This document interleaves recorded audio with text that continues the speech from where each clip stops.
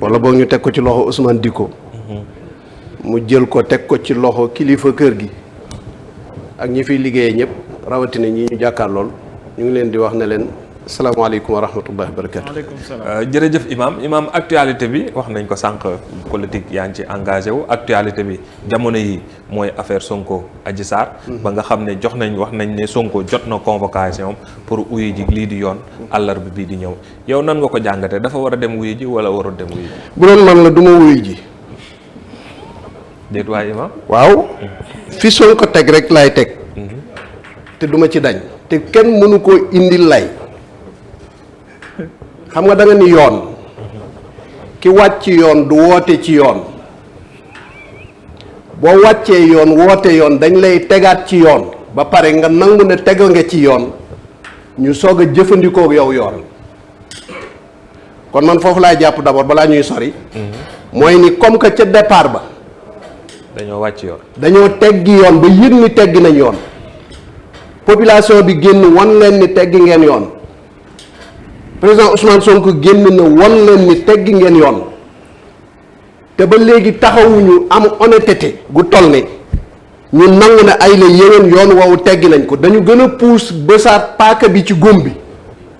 tegg yoon bi lan la noo ko jaar tegg yoon dafa am lu ñu may député dafa am lu ñu may président de la république 1 2 3 ñu ne loi 80 waroo koo jéggi war nga ko jox respect moom ku ko xalab tey fanaani kaso ku xotti ormaam fanaani kaso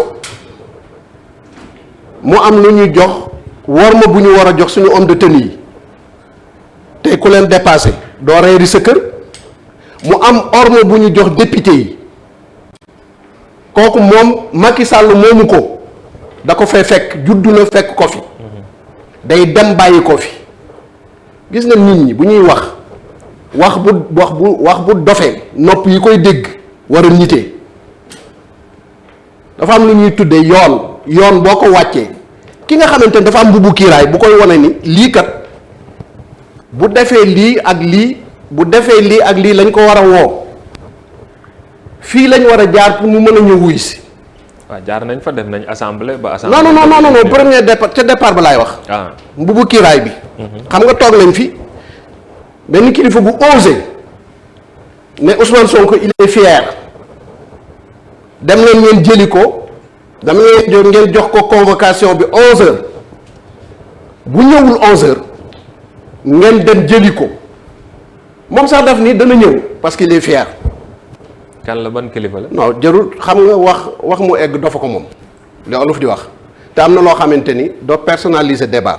su ma waxee moom mu ngi may dégg xam na fi may waxee te Ousmane Sonko wax na ko delluwaat leen ci waxu Ousmane Sonko Tafa foo jëm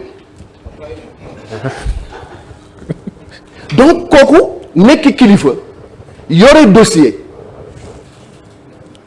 ci fierté nit ngay dépendre pour mën a ne naa dem jëli ko bu ñëwee ma def ko ni ma defoon démb barki démb ak diw ak diw pour dugal ko ci kaso bi est-ce que xam nga ni yëg nga ni tey Ousmane Sonko keroog 11h bi ñu ko convoqué bu ñëwoon du ñibbi siwaat këram. képp ku taxaw ne dafa waroon a dem da ngaa yéene Ousmane Sonko kaso te yéene ba nga ko yéene dafa échec.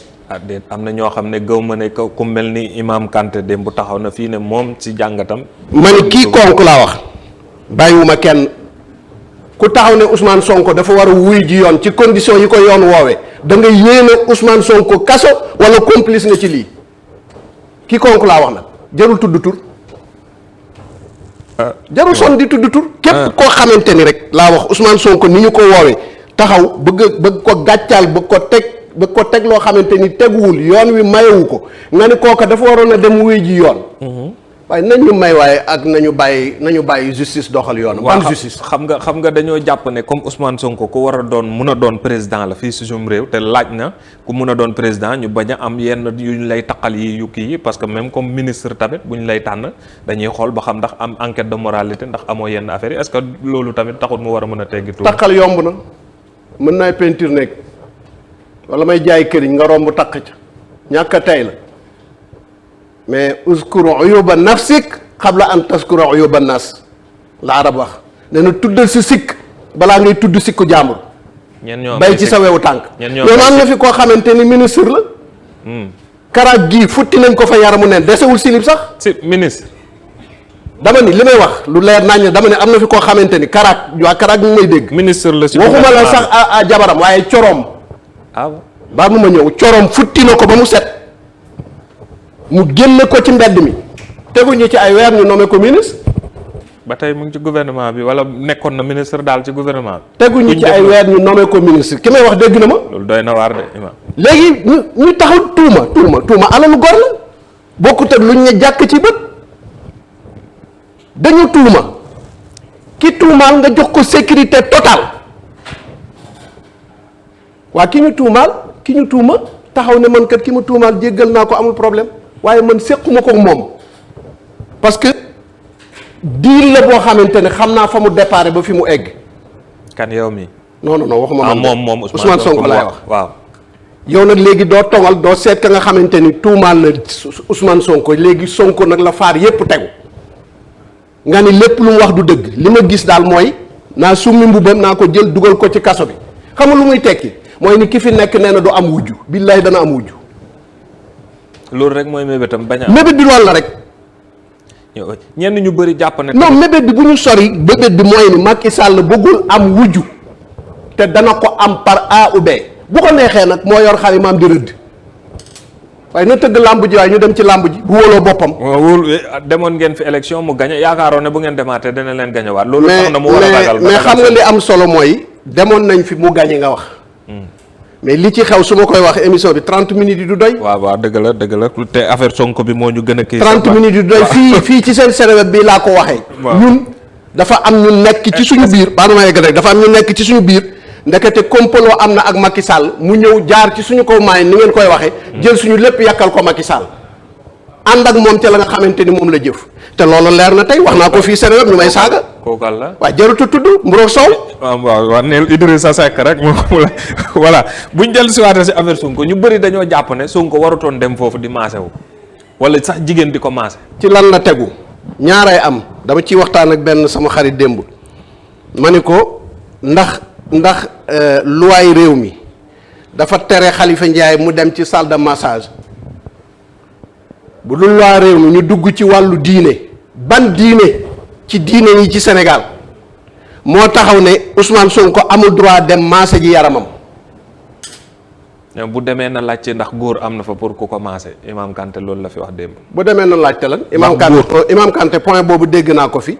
li ma wax la ànd mooy li ma wax ak Diallo bu yàggul mooy ni lan moo ko yóbbu ca salle de massage ba ak lu mu fa doon wuti léegi nag la ko fa yóbbu nag moom la nit ñi mën a jàpp ba ñuy am leneen mais taxaw nag ni Ousmane Sonko warta dem ci salle de massage ba parce que dafa am jigéen Ousmane Sonko waru Fatou Sonko waru faa dem parce que dafa am góor mani la lan moo fa yóbbu Fatou Sonko wala lan moo fa yóbbu Ousmane Sonko li mu wax ñun moom lañ mën a jàpp mooy ni dama feebar ay dem na salon bi ak assemblée nationale am na lu ñu génn pour faju yaram ak ndoxu assemblée nationale Ousmane Sonko wóoluwu ko parce que lii mën nañ ko fexeel lal ko ci am na ci sañ-sañ al wiqaayatu xayrun min al ilaaj xoddi ko ca ba nga lakkaleegul.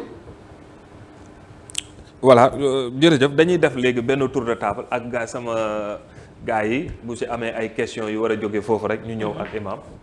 ayca sa Moustapha ma bàyyi la ak imam Moustapha wax naa ko su yóbbante nag. ñu ngi ziar bu baax a baax ñu ngi lay imam sa soppe la mu ngi lay macha allah mu ngi lay gërëm bu baax a baax ci ni ngay liggéey. yal na yàlla jàppale la. amiin yaa rabbi. yàlla dëgëral la. amiin yaa rabbi. ñu ngi la doon suivre. waaye maa ngi koy wax naan ndeysaan xale boobu daal. te nga wax ko ne ko bi ñuy peinture asamaan fi la fekk. da ngay xalelu rek. waaye bi ñuy peinture asamaan fi la fekk. mag la dafa yàgg rek waaw yooyu yëpp ay bërki démb bi muy wax naan ndeke am na jabar bu yàgg. ci laa ne Moustapha jox na ma dëgg jox naa Moustapha dëgg. waaye yooyu yëpp ay jàngale la rek. pour xale yu jigéen yi mën ci jànge nan la ñuy comporté woo école. pour xale yi nga xamante ni jànguñu dañoo nekk ci alentour école bi. nan lañ leen war a jàppe loolu nag moo doon sa rôle su ma juumul. ndeysaan waaw loolu la nag. merci Moustapha. en tout cas yow tamit merci imam ñun tamit dañu laa man tamit dama laa bëgg lool parce que comme ni nga ko waxee comme ni nga àndeek Sonko gars yi di ko dàkkantale ay jantal président. yow tam su ma neexee da lay jantal imam parce que neexoo bañ daal. waaw da nga faawaabul daal loolu tamit am na. alhamdulilah non man nag damay lay parce que léegi-léegi dama dégg nga ni buñ la woowoon bu doon yow la doo wuy ji. ak fii anam yi ni mu demee nii. bu doon man la ñu teg ko nii ñu tegee Sonko du ma wuy ji. waaye ma leen di laaj. te ma mel ni Sonko. voilà te yéen ngeen ànd ak Sonko tamit nekk ci ginnaaw fas yéene koo défendre tey jii buñ ko yóbbu woon ba fan la leen jaral ngeen yam fa. waa xam nga ku ñëpp xam foo jëm doo fa egg. du olof a ko wax. waaw li ci des nag gumba ñu baal ma silmaxa bu taxawee nu safaan ne la nañ sànnante xeer fekk na mu joggi ci xeer ba pare. silmaxa ñu baal ma ci wax bi bu taxawee ne la nañ sànnante fekk na joggi na xeer ba pare.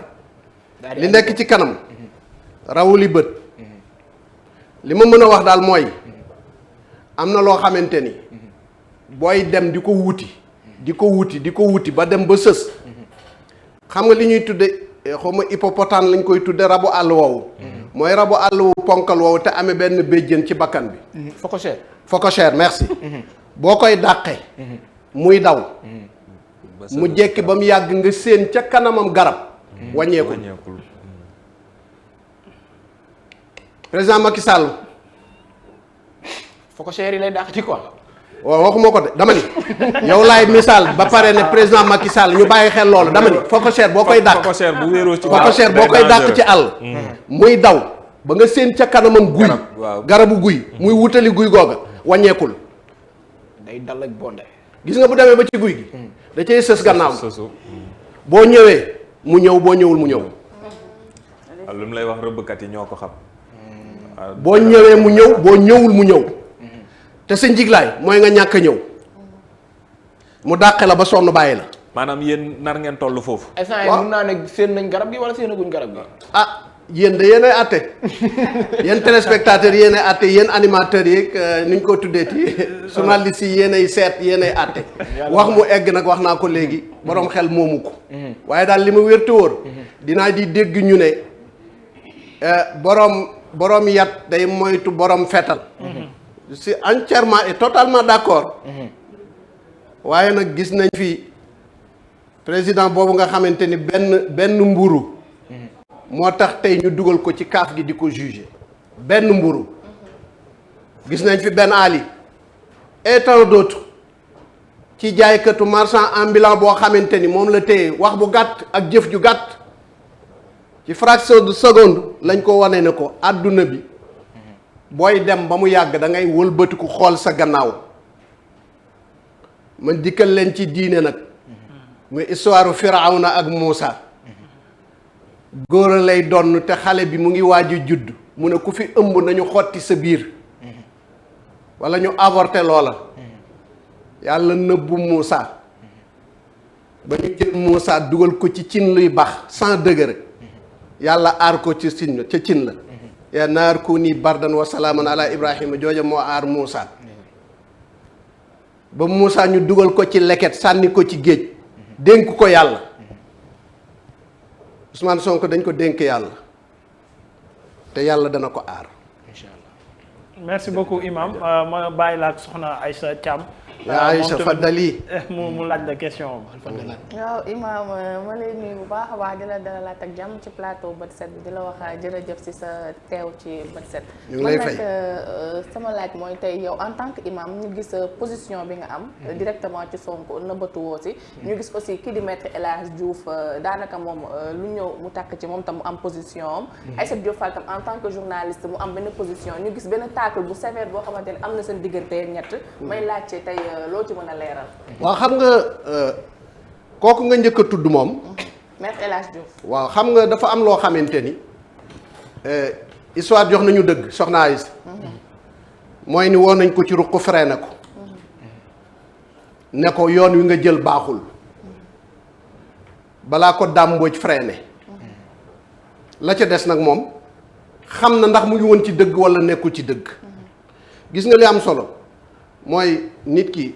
bu mu jaay ngoram bu mu jaay diineem bu mu jaay personnalité am gis nga lii dañ koy waxtaanee ëllëg ana Mamadou Dia yaa ngi koy nettali léegi mën naa tudd ay ñoo xamante ni demee na nii mais looy wax rek na nekk lu dëppoog loolu xam nga tey booy seet nga baal ma ci wax ji ak ñiy seetaan tey magum jëmm mu toll ne moom taxaw wax li mu wax benn xale bu jigéen ñëw la mu wax dëppoowul ak li nga wax te la xale bu jigéen ba wax mooy liy dëgg xam nga bu taxawee ñàkki teggin weesuwul naan ndaw si 31 décembre 25 décembre 24 2 fois 3 fois te mu wér la te wóor la ni la yow li ngay wax dara amu ci da nga kàcc yu tooy ba pare toog ci wala tax fu ma laysa laka bihi ilmun man de lu ma nam ma ñëw fii ci écran yii di ko wax te gëstuwuma ko ba xam ci lu ma leer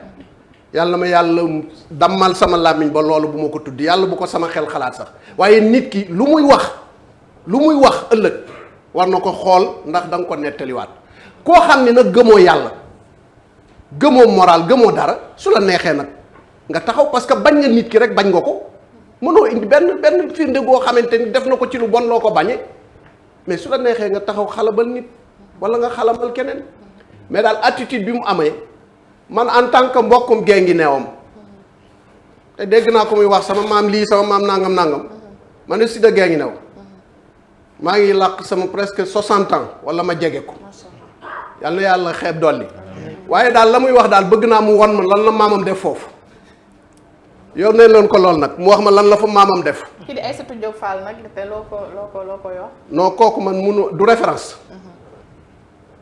foofu laa mën a yem li may wax nag bugguma xaaw yi sutura. dëgg la waaye du référence. dëgg la. merci beaucoup Imam. mais moom par rapport ak El Hadj Diouf parce que dafay wax ne dafa jàpp ne homme religieux yi dañoo war a dem maanaam gérer li nga xam ne mooy question religion. buñ ko gérer woon du jàng. buñ ko gérer woon du egsi fii toujours mu summi robbam boobu dem sukk ci kanamu homme religieux. waaw est-ce que doo du ngeen leen xaaree foofu bu gaa yi kii ñëw ci moom côté boobu la waxee ne foofu lañ leen war a. xaaree gis nga àdduna bi nitu diine laa wax de d'une manière générale bu ci génnee loxoom mooy nga waral échec yi ngay gis. échec yi ngay gis ak ki mu àndal. parce que dañu tënkuwul ci diine. ak diine bu mu mënti doon. li ngay gis yépp moo ko waral. mooy ñi nga xamante ni nee nañ imaam na dem ca jàkka ja yor sa jaadaama ki daram. bu ñu amee ñaari sondel man duma imaam boobu de. Aja Mohamed. Aja merci beaucoup ma jox Babacar laata may jël quelques questions wu internautes yi jox ko imam Aïcha. voilà imam dafa am benn ponk boo xam ne démb jot nañ ko laaj kii di imam Kanté moo di médiation bi nga xamante ni kii di Mame Mactar Gueye ak kii di Abbé Jacques Seck dal nañ ko entamé pour fexe waxtaan dal di am ba li nga xamante ni moo di coow li déggoo mujjee ci am tey jii bu ñu contacté woon imam pour fas yéene laaj ko ngir mu dem dugg ci waxtaan boobule est-ce que daana mën a dem bokk ci. du ma ca dem dugg mën naa ci dem dugg du ma ca dem dugg parce que kan ngay defal médiation ñaar ñoo am man li Sonko wax laa jàpp mooy ni digganteem ak Macky Sall la digganteem ak Macky Sall du Adja Sarr du Adji Sarr du digganteem ak Adji Sarr digganteem ak Macky Sall la parce que mbir mi yëpp ay complot la léegi nag digganteem ak Macky Sall koy médiation boo koy def looy def Sonko bi ñu ñëwee ubbil na leen seen bunt. toog naa ak ñoom recevoir na leen wax naa ak ñoom ay alxuraan wax na leen li nekk ci moom comme li mu ma wax gis nga nu mu tuddati. tur wi Babacar Kébé dama la bëgg a xamal ne la am na loo xamante ni du ma ca egg waaye lii alxuraan la lii kaamilu alxuraan la képp ku dogu ne Sonko dafa njaaloog Adji Sarr na ñëw dóor ci. non waxuma fii dama joxe misaal dooruma ko damay joxe misaal wax biir àdduna bi yépp laa wax képp ku dogu ni Ousmane Sonko dafa violé Adji Sarr na ñëw jàpp ba set julli ñaari rakka. est-ce que mën nañu xaaral ni imam mu jiitu ci loolu. baal ma ñëw kuy wax loolu xalaatul boppam man mi taxaw publiquement àdduna yépp di ma dégg xalaatuma sama bopp képp ku wóolu sa bopp laa wax ni Adji Sarr dafa tëdd ak Sonko wala daf ko violé comme niñ ko waxee ñëwal nga jàpp ba sell julli ñaari rakka bu njëkk bi taril fatiha ayatul kursi deuxième rakka bi taril fatiha qul huwallahu ahad nga yëkkati sa loxo dóor ne Sonko njaaloo na ak Adji Sarr. ndax imam mën na ko wane. man mën naa ko def. ay ca bismillah. man mën naa ko def laa wax na ko keneen ñëw def. xam nga mbir mi yëpp jarul coow def nañ ko ci benn te xam nga maa ngi wax léegi kii na ma diina yëpp ci yam que ça soit nga yor bible wala nga yor kaami wala lu mu mënti doon mais dama lay yëgal ni def benn porte parole am su ma juumul def na ko ci benn télé dafa génne kaamil bi yëkkati loxoom ne waat naa ci yàlla ni lii complot la journaliste bi ne ko waatal ci yàlla ni Ousmane Sonko deful lii mu waat ci yàlla dóor ci kaamil bi ni Ousmane Sonko deful lii ne député bi mu desal bi mu dajeel puus ko kaamil bi ne ko defal li ma def député ba ne nii loxoom wax ja jeex na moom son frère bi ñu ko fii wax naan ko dafa sàcc 6 000 milliards lu mu def. kaamil la jël waat. kaamil la dem jël waat am na ñoo xamante ni gëmuñu waat googu ne montage la mais am na ñoo xamante ni le fait que jël na kaamil toog teg ci loxoom pare nañ ca wax ja mais complot bi ñi ko commencé ba fii mais c'est simple nañu teg bu dul sax ay kaamil ñu ne ci wàllu diine la nañu teg ànd ñu teg fourneau ñu teg weñ lii may wax Ousmane Sonko mu ngi may dégg ñu teg weñ ba mu xonq ñu ne Ousmane Sonko kaay mar ko wallahi Ousmane Sonko mar ko. jërëjëf imam Ousmane ma may ki ñi ñaan ku nekk benn. laataa ma lay jëndal xaar ci sujet bi la ci sujet bi la. waaw ci kaamil bi la ci kaamil bi la. bu lay may leen ñu. ki nag benn bu la jël kaamil bi après ñu ñëwaat ci yow. d'abord bu la xaaral nekk may ma loolu rek mais imam tey comme li nga wax nii tey peut-être population bi yëpp ñu ngi doon xaar Sonko ci wàllu boppam jël kaamil taxaw devant tous les quelqu'un teg ci loxoom ne tëddul ak Adji Sarr. waaw ban population. comme ni mu génnee def conférence de presse ne ni que moom feebar moo tax mu dem lii di salle de massage bi daal di dàmp ndax dafa am feebar. xam nga waat lu koy waral. ñu tuumaal la ki la tuumaal na ñëw. mais mu xam nga nangu na ne dem na ci salle de massage bi. déedéet dëkk bi xam nga réew mi bu ñu fi doon àtte woo tey ñu ne dañuy waat ci kaamil kenn du ko ci jiitu man xam naa ko bu baax dem naa toog naa ak moom. mais tey ak ampleur bi fu mu toll est-ce que tey pour mu gën a leeral sénégalais comme li nga wax à la place ñeneen di wàcc. xam nga yéen mën naa rafet njort ci seen gëm yàlla. mais ña koy jiiñ gëmuñu yàlla. ma ni baal ma eggale rek yéen mën naa rafet njort ci seen gëm yàlla teg kaamil bi dóor ci Ousmane Sonko wóor na ma ni mën na rafet njort ci seen gëm yàlla. mais ña koy jiiñ bu wàcce woon yàlla ne leen yàllaa ngi nii ne billaahi wallaahi taalaahi ñu ne ko gëmuñu la parce que xam nga lu ñu teg seen bët mooy ni fauteuil bi mu ngi xëccu pour toog fi te jege na ko te du fi toog wa yamkuruna wa yamkurullah wallahu xayrul maakirin nañu def très attention. imam man li ma bëggoon nga leeral leen ñu ko yéen ñëpp en tant que imam yëpp ngeen leeral ñu bu baax ci waat ci kaamil parce que dafa nekk loo xamante ni dafa sew man dégg naa sax imam bu ne kaamil boo ci roccee benn fooy rek nga rocc benn fooy nga denc ko sa biir kër nga toog loo ci mënti waat compté wul parce que matatul kaamil. xam nga waat kaamil tamit yombati na quoi. xam nga loolu. mën nga nax nit ñi. mais mënoo tromper yàlla. man ma jël kaamil bi génne ko dem ci sama kër dagg ci benn page. wala ñaari page. nëbbu ko ne bu ma demee Seneweb. bu may waat kaamil bi matul déedéet yàlla dootu ko considérer ni matul. yàlla day jàpp ne kaamil bi mat na. te bu ñu fi doon wax mën nañ fi yenn mën naa indi lu wane ci biir kaamil ne kaamil bi mat na. yàlla day jàpp ne innamal a'mal bin niyyat wa innama li kulli imri'in ma nawa xam nga lan lay dawal. yéene ba nga am pour waat. gis nga jaamu yàlla. bu ci yéene génnee amatul jaamu yàlla. julli woor dem màkka aj saraxe azaka lu mu mënti doon. yéene ba mooy cosaan la. gis nga tuub boo koy def dañ naan leen fasal yéene tuub. surutu tawba condition yi yàlla di reconnaître tuub an nadama ala ma faat mooy nga regretter li weesu. te nga yéene ni dootoo ci dellu yàlla ne effacé naa ko. am na seen benn naataangu bu ko fi def. suñu mbokk Moustapha Diakhaté. bi mu waxee yonent bi li mu ko wax te lu ñu ñàkk a rafetlu la. dama ko woone ko père mu ne ma ne ko bokkuñu fu ñuy jublu ci politique. mais lu gàtt laa lay wax demal nga tuubi. mu ne ma nan laay tuubee ma ni ko da ngay taxaw publiquement ne yàlla laa tooñ yonent bi laa agressé ay parents maa ngi jéggalu yàlla di jéggalu sayyiduna Muhammad sallallahu alayhi wa sallam di jéggalu mboolem koo mooy jullit muy ñàkk jullit koo xam ni dégg na ko parce que am na ñu dul jullit bi ñu ko déggee déranger na leen. ak ku ko dégg te mu naqari la. bi mu ko defee ba pare am ñu toog ci télé bi naan na dem Màkka jéggalu yonent bi. tu nous prends pour qui yow yaay kan ba naan na dem Màkka pour jéggalu ji pare na ca ma ne ko bu ci waxati sax ci télé pare nga ci tuub nga jéggalu nga la ca des ñoom lu ñuy kalaame wala ñuy poñe nañ dem kalaame yàlla wala ñu poñe ji yàlla. jërëjëf imam comme man ñemewuma affaire waat donc dañuy teg affaire waat bi ñu jël beneen sujet Babacar yow aussi nañ teg affaire waat bu kenn waataat ay aja Miana ci wàllu médiation bi lay ñëwaat tuuti. ci wàllu médiation bi voilà léegi man li ma bëggoon wax mooy par exemple en tant que imam. waaw est-ce que foogale ma mënoon ngeen dem ci beneen clan bi c'est-à-dire jàpp nañ ne complot la par exemple ngeen dem ci waa kër Adji Sarr wala ci Adji Sarr soxna si ngeen mën a waxtaan ak moom xam lan moo ko poussé à ce que mu def lii nii. boo gisee Adji Sarr nga wan ma ko Adji Sarr bu ko yoo tegee bët rek na ma ko yoo boobu wan. kon yéen gisoo leen ko. ñi fi jógee barki démb di ay imam maa ngi respecté di leen ñaanal ci liñ def yàlla na yàlla defal leen ci ndam. ak ki ñu àndal te mu sant Sarr.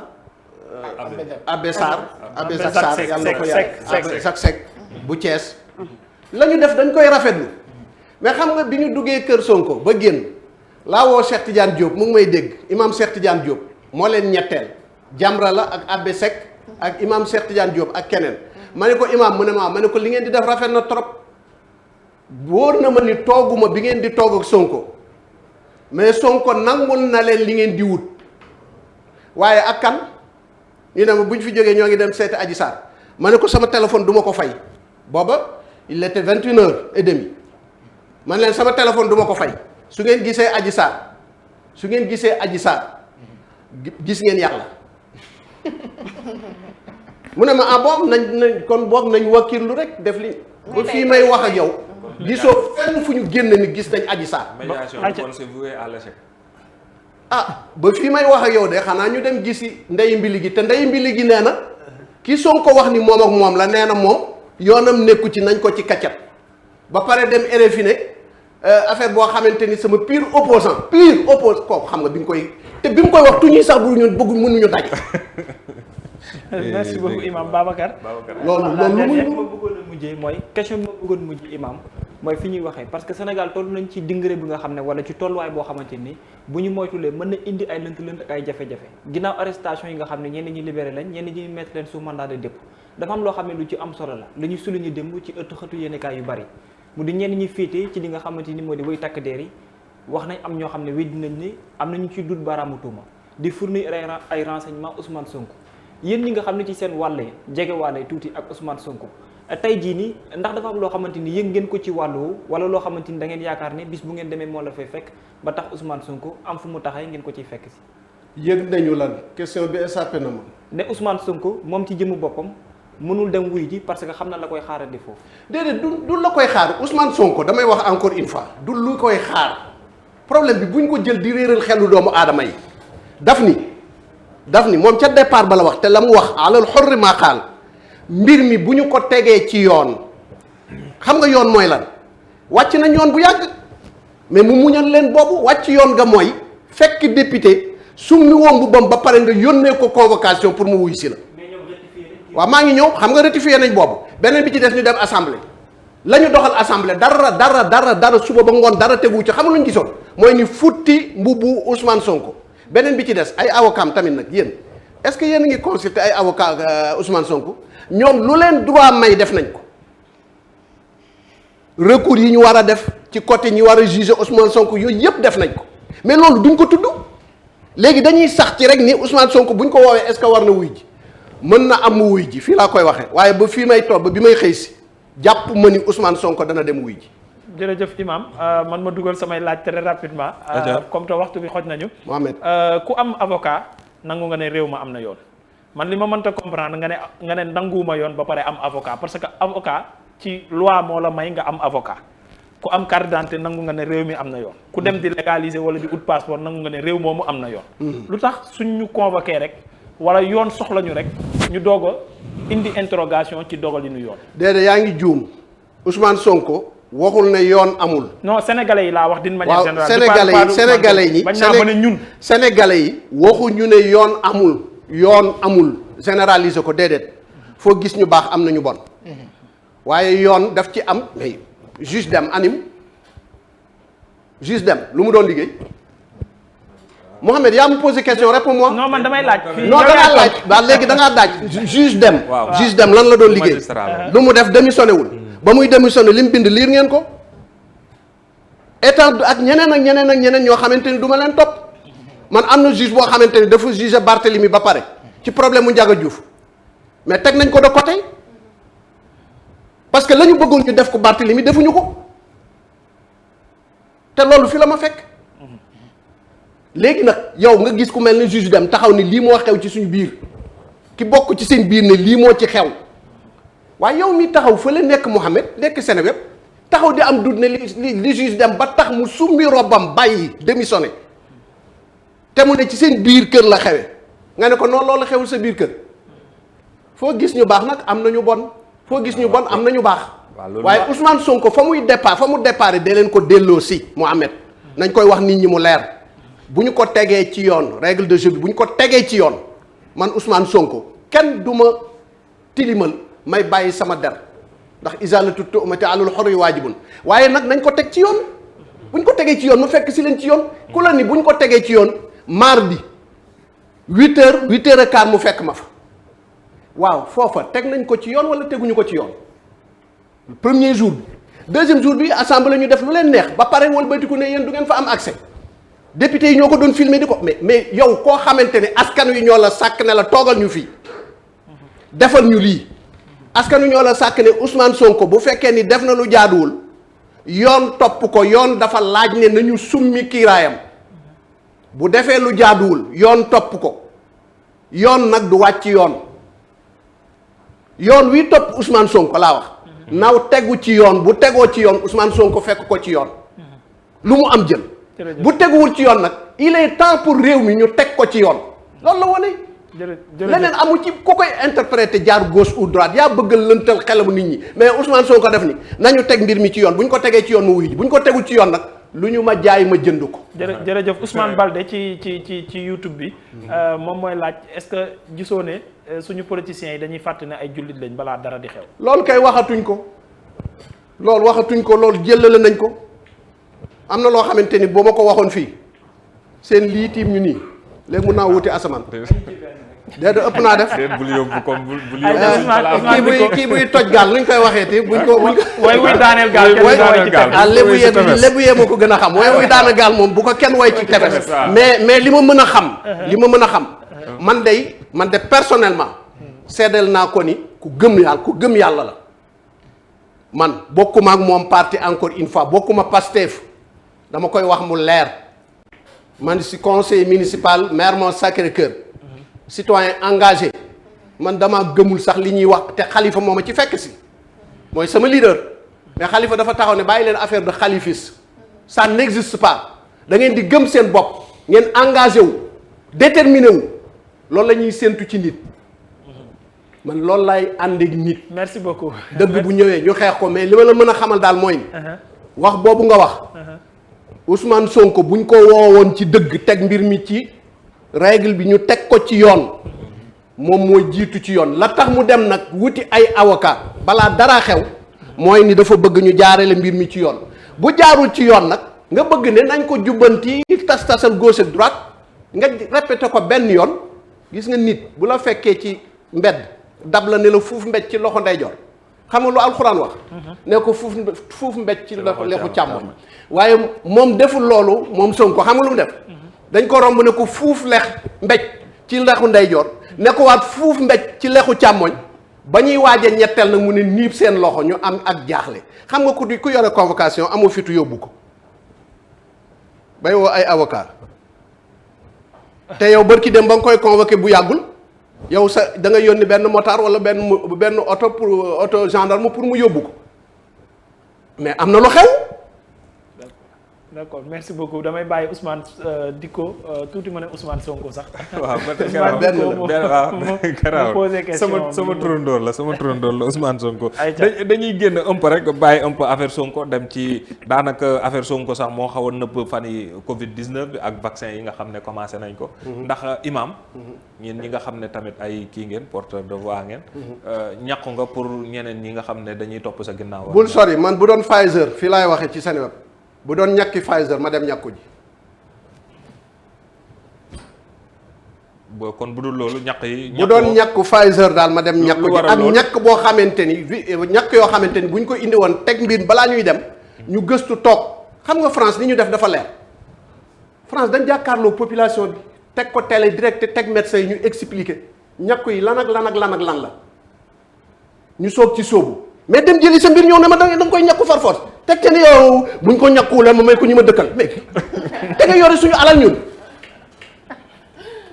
mais te nga yore suñu alal lañ ko jëndee ñaata milliards 2 milliards et quelque donte sax am na lu ciy xew ci biir mais man li ma doy mooy ni suñu amoon Pfizer daal ma ñàkku ci Pfizer. lu tax nga taamu leneen lu mënti doon moom dama ciy teey ndax dafa am parce que bu ngeen seetee ci seen Seneweb ngeen dellu gannaaw saaga nañ ma fi tam nañ ma fi dëmm ba fii may wax ak yow ñun jumaa ji ñu jiite waxuma man de yoruma jumaa dañ ko bokk ubbeeguñ ko ndax jàngoro ji kon kooku mu ngi xeex jàngoro ji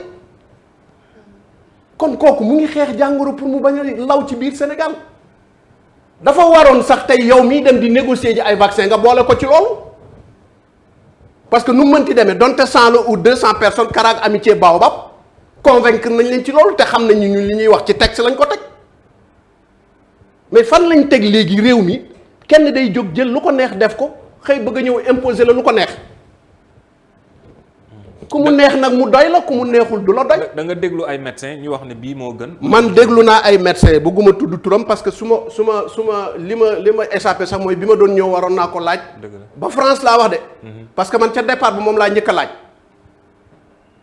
ñu koy tuddee docteur Diouf du ma tudd turam. waaye audio bi mu ma jox leeral ma li xew. man je préfère vaccin yi nga xamante ni moom la Pfizer génnee. ma ñàkkoo ko man loolu laa préféré. d'accord. waaw jërëjëf imam ñu kontaan lool ci sa teewaay fii tey ci plateau. yàlla kontaan ci ñun ñëpp. ok ñu leen di sant di leen gërëm. jërëjëf kër gi yàlla na yàlla saxal fi jàmm. amiin dolli fi sutura. jërëjëf yàlla na ngeen dem ba siiw ne asamaan. amiin te yàlla tiim leen yiir leen aar leen. amiin caméraman yeeg techniciens yi ci gannaaw. dañ leen di fàtte di tudd ñoom Mouhamed rek. waaw mais bu dul woon sër julli ñaaw. waaw dëgg la. jigéen ñi tamit ñu ngi leen di encouragé. jërëjëf. bu njëkk ñoom Tafa dañuy xëy fajar yéen ngeen tëdd ca kër ga.